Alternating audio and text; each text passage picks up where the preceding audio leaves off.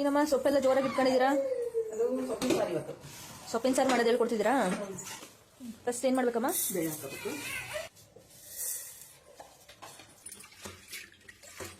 ಬೇಳೆ ತೊಳ್ಕೊಂಬಂದನಿ. ಅದಕ್ಕೆ tomato, 2 tomato, 1 ಈರುಳ್ಳಿ. 2 ಟೊಮೆಟೊ, 1 ಈರುಳ್ಳಿ. ಆಮೇಲೆ ಇದು ಪಾಲಕ್ ಸೊಪ್ಪು. ಪಾಲಕ್ ಸೊಪ್ಪು ಕಟ್ ಮಾಡ್ಕೊಂಡು ಕಟ್ ಮಾಡ್ಕೊಂಡು ತೊಳ್ಕೊಂಡು ಕಟ್ ಮಾಡ್ಕೊಂಡು ಹಾಕೋಬೇಕು. ಇದು ಮೆಂತ್ಯ ಸೊಪ್ಪು. ಮೆಂತ್ಯ ಪಾಲಕ್. ಮೆಂತ್ಯ ಪಾಲಕ್ ಎರಡೇ ಸೊಪ್ಪು ಹಾಕೋದು? ಎರಡೇ ಅವೇ ಅದೇ ಅಷ್ಟೇ ಟೇಸ್ಟ್ ಬರೋದು. ಬೇರೆ ಯಾವ ಸೊಪ್ಪು ಚೆನ್ನಾಗಾಗಲ್ಲ ಸೊಪ್ಪಿನ ಸಾರಿಗೆ. 2 ಲೋಟ ನೀರು ಹಾಕಿನಿ. ಆಯ್ತಾ? ಕೂಗಿಸ್ಕೋಬೇಕಾ? ಇಷ್ಟು ಒಂದು ಸ್ವಲ್ಪ ಎಣ್ಣೆ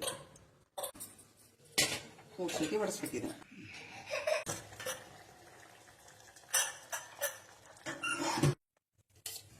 ಅದಕ್ಕೆ ಸಾಸಿವೆ, ಬೆಳ್ಳುಳ್ಳಿ,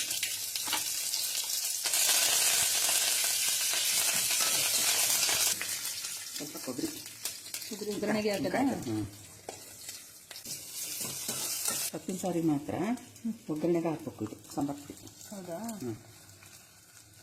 ಈ ಸಾಂಬಾರ್ ಪುಡಿದ ರೆಸಿಪಿ ನಮ್ಮ ರತ್ನಮಾಸ್ ಕಿಚನ್ ಅನ್ನೋ ಯೂಟ್ಯೂಬ್ ಚಾನಲ್ ಅಲ್ಲಿ ಇದೆ. ಇಂಟ್ರೆಸ್ಟ್ ಇದ್ರೆ ಹೋಗಿ ಚೆಕ್ ಮಾಡಿ, ಹಾಗೆ ಸಬ್ಸ್ಕ್ರೈಬ್ ಮಾಡಿ. ಸೊಪ್ಪಿನ ಸಾರು ಸ್ವಲ್ಪ ಬೇಳೆ ಕಟ್ಟು ರಸ ಕಟ್ಟಿದ್ದೀನಿ. ಇದಕ್ಕೆ ನೀರಷ್ಟೇ. ನೀರಷ್ಟೇ ಇದಕ್ಕೆ ಹಾಕಿ ಮಸಿಬೇಕು. ಆಮೇಲೆ ಬೇಕಂದ್ರೆ ಸ್ವಲ್ಪ ಹಿಂಗೆ ಮಾಡಬೇಕಿದ್ದೀನಿ. ಸ್ಮ್ಯಾಶರ್ ಇದ್ರೆ ಸ್ಮ್ಯಾಶ್ ಮಾಡ್ಕೊಳ್ಳೋದಲ್ಲ? ಒಂದು ಚಮಚ ಖಾರ ಪುಡಿ,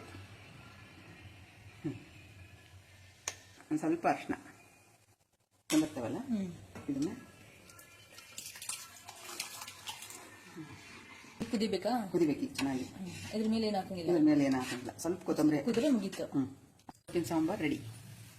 ನಮ್ಮ ಯೂಟ್ಯೂಬ್ ಚಾನಲ್ ಲಿಂಕ್ ಬಯೋದಲ್ಲಿ ಇರುತ್ತೆ.